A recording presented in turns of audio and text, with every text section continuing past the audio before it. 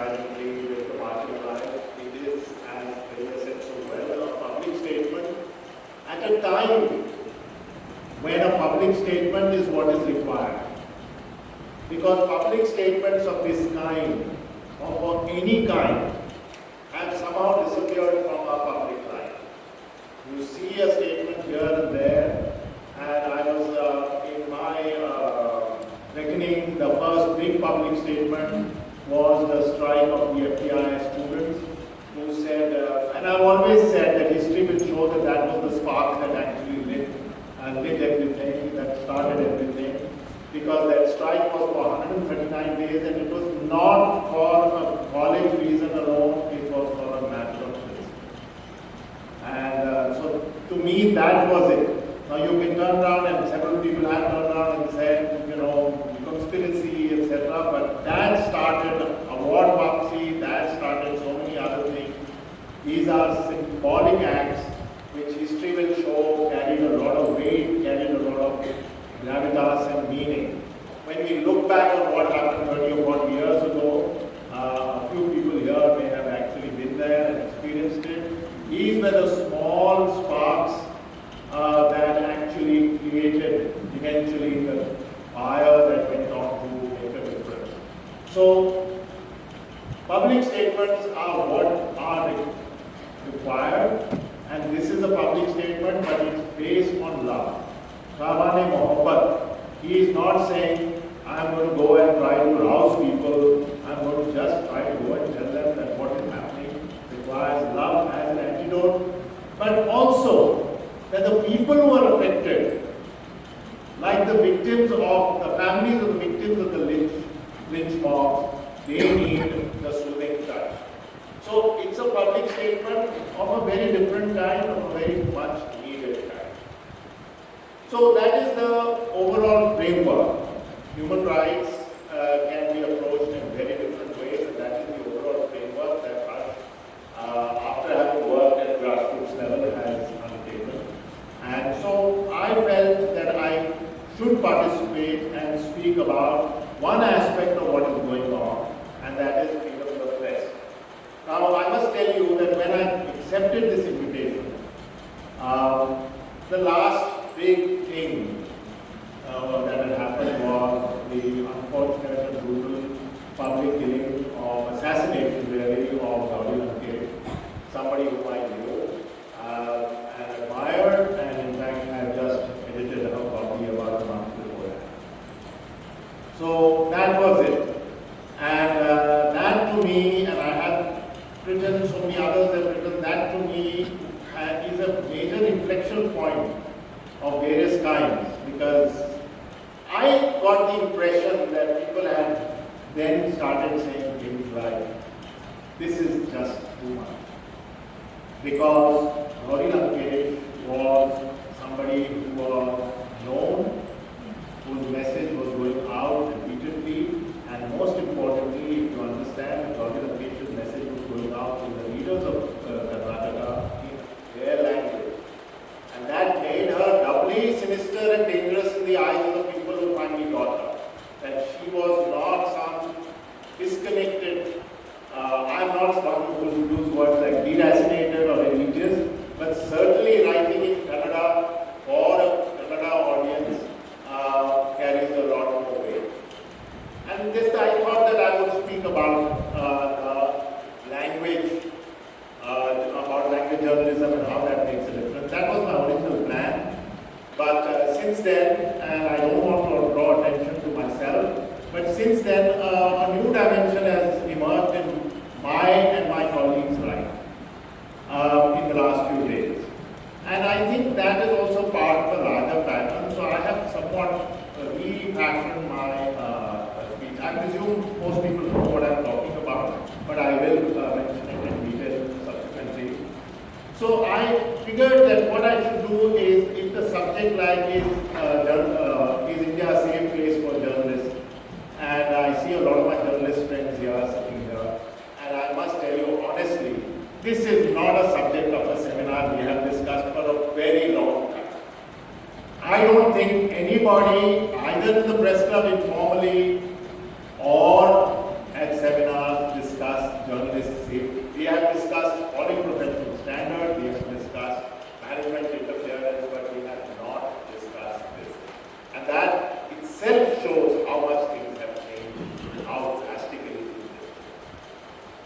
So, if I were to look at the objective aspects of this safety, the completely, statistical aspects of this safety, of this issue, then it is a very simple thing. I can boil it down. We are 133rd of the Press Freedom Index, which is created by reporters from here.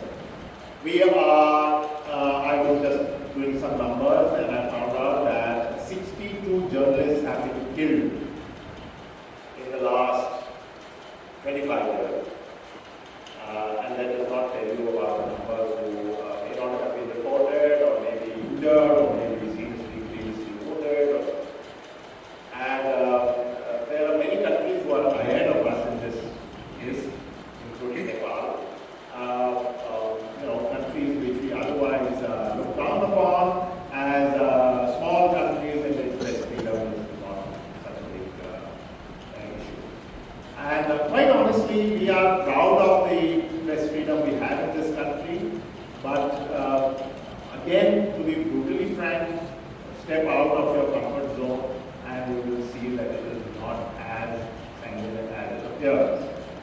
Of these 62, I may be wrong by one or two numbers, but 2, maybe 3 people who have died who have operated in the English language.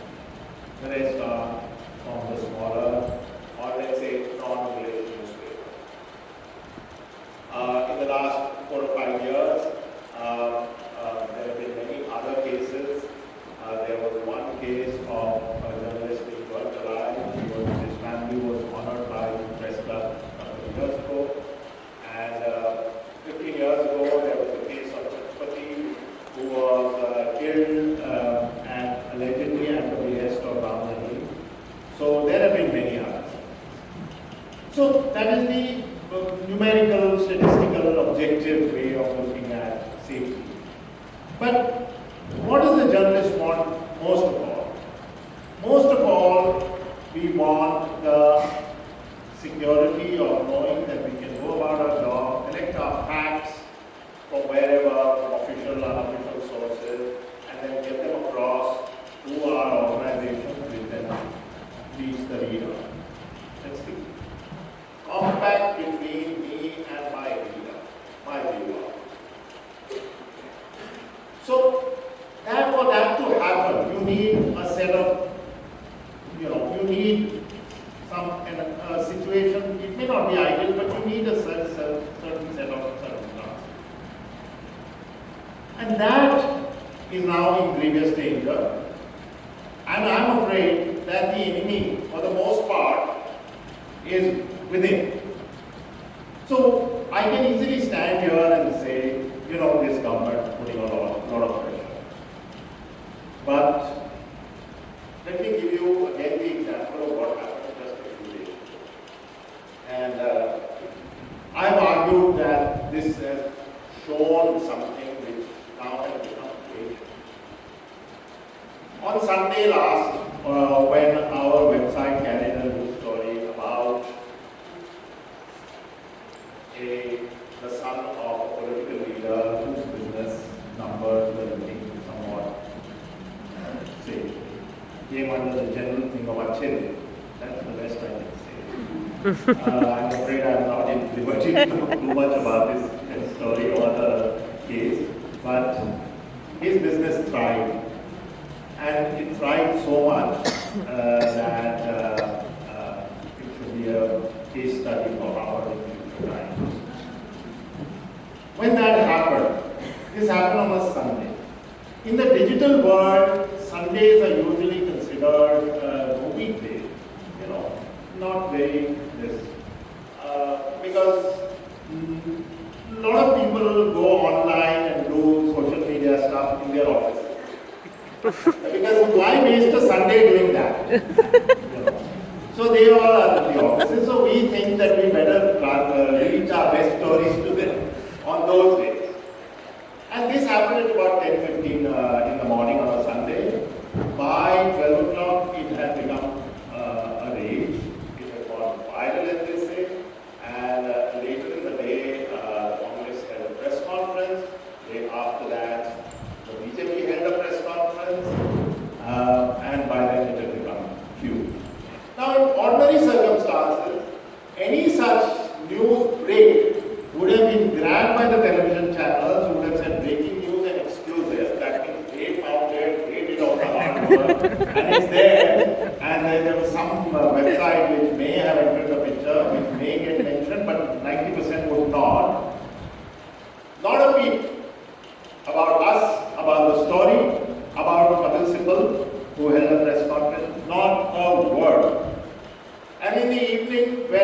BJP holds a press conference, live coverage by everyone. Right? That happened. Next morning's papers, I was discussing this with a very good friend who also, thinks that journalism in this country has, it's no longer what it used to be. I'm deliberately speaking in understatements today because this is not a public meeting of that time. And he said that let's see what the papers do next morning. And I thought to myself, isn't there a chance to really redeem themselves? Because Indian newspapers, especially from the mainstream media, have really turned out to be cowardly and timid.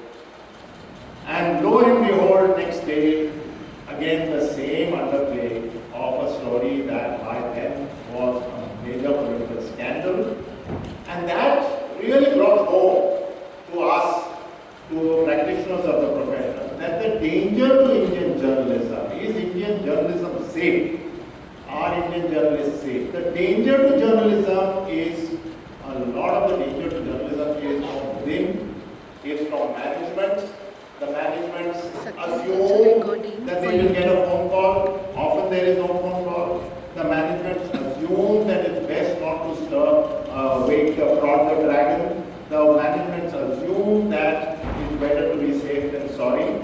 So you can carry it, but in the most anodyne, boring, bland way, so that nobody gets offended.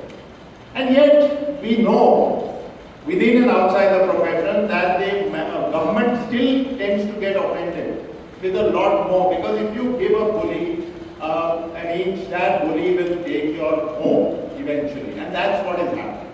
So that is one thread. Then the editors, not for me to run down my fellow journalists, but where are the editors of that time who turned around and said, what is this nonsense? If the boss says this, doesn't mean I'm going to listen to it. I'm going to use that story in the way I want. That's vanished. That entire tribe class has vanished. And then, surprisingly, the journalists themselves, who have become, somehow got molded into this new culture where they say that we will do better to be safe than sorry. Or, more dangerously, what is wrong with being pro-government and what is wrong with being pro-nation, government and nation of course being the same thing, and what is wrong with being the Prime Minister, because Prime Minister, nation and the government and the party are all the same thing. I mean, I don't have to give a history lecture to know this kind of thinking has led to historic disasters in the past. So that itself is telling us that journalism today is under severe danger, and journalists are danger. Not all of them lose their lives, but a lot of them lose their integrity. And those who have integrity, and they are also in the hundreds and thousands, please don't misunderstand me, they are also out there. I've seen youngsters who really have no platform to get their work across, because either they just can't get it printed, or their newspapers say this is not a story, or they are quashed from the very beginning, or at best if they write. One of the leading papers of this country on Sunday morning had the story on the inside pages and proudly said, how can you say we did not cover it? We had it in the inside pages. Now, not for me to tell you where to put that story, but the simple truth is, if you are a news editor with any sense, you would say, let me at least give both sides of the story and put it on page one. So, these are the dangers. The dangers are coming because of acquiescence, and they are coming because there is willingness to let go. Among the many messages that we have received over the last 3 or 4 days are basically from media friends who have said, we are happy to see that somebody has done journalism. The writer of this story has said in a Facebook post, I am not a crusader, I am not somebody who wants to wave a flag, I am not somebody who has an agenda, I am not somebody who says, let's do this. I did my journalistic job. Is that too much to ask? So, the dangers you are seeing around you, and And why is journalism so important? Why does it matter? Because it reaches information to the public. The next day, the reading public of all the 10 top leading newspapers, who between them have some 40 million circulation, multiply that by 5, 200 million people they read, 200 million people, of which some millions at least will not be on the internet because they are not interested or a different generation or whatever, would have read the papers and said, there is a website which has done something seriously wrong. Otherwise, would the government have done this? This is the impression that's gone out. And to society, for society not to understand the complexities of something so important, and for only one kind of thought to reach them, those are the dangers. To my mind, that's as much a lack of information or information transmission is as much a human right as so many other things. The one thing that I have not traveled the countryside and every part of this country as much as understand, but I can tell you whatever little I have done during elections of the last 30 years or 25 years, I can tell you that there is infinite sagacity in the wisdom of this nation. Infinite. They will surprise you time and time. But yet, I think it's a fundamental duty on the part of people like us to transmit, only because we are journalists and that's our job, not because of any other reason, to transmit authentic, actual, fair, objective information. And that information tab is being turned off. It's being controlled. So I'll leave you just with one thought. Again, I'm betraying my generation and my age, but I became a reporter during the emergency. And when I walked into the office in a very feisty local Bombay newspaper called the People's Journal, it was very feisty, it had fought the British during the Raj and everything, the editor had gone to jail. When I walked in, there were a lot of senior people. Senior journalists are a class apart. They do not like to talk to anybody, especially junior reporters. They see junior reporters as cannon fodder to go out and do the hard work that they have done, and they don't want to do it. So anyway, I was sent everywhere and all that. And after a few days, in my extreme enthusiasm, which is another word for naivety, I came back with some story which looked a bit, shall we say, tricky. And they said, okay, type it out. I, with my 2 fingers, typed it out, gave it, and promptly that copy was sent. Ratna is smiling. Promptly that copy was sent and came back after a couple of hours. It was sent to the peon. It came back after a couple of hours with some red marks on it. I said, what the hell? Shouldn't it go straight to my boss and from my boss to there and tomorrow morning newspaper? And such innocuous 2 words had been changed. Because in those days everything used to be censored. And there was a censor's office in Mantralaya. And actually later on I got to know one of the censors, he was a hell of a decent man who was doing a job and playing it safe because he did not want anything to get past which would draw the attention of his bosses. Many journalists found tricky ways to get past. Himmat is a classic newspaper, you should study it. If there are young students doing a writing on this, they should study journalism during the emergency. But I must remind you that the emergency was legally imposed. There was a legal structure, wrong though it may have been, there was a legal structure, and all this was happening according to that structure. There is no legal structure. And the thought that comes to me when I look at journalists getting selfies with the Prime Minister, or a journalist on one of the prime channels on the day of demonetization looking at a new 2000 rupee note and said it's got a chip, and if you put it 6 feet under the ground, it goes up to the satellite, and the satellite sends a message, and she had it all, and she was full of conviction that this is going to revolutionize everything. Never mind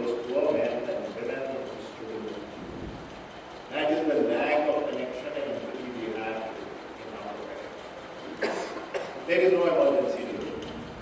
But I'll leave you just with one thought. If this is what we can do without an emergency, imagine what we could do. Thank you.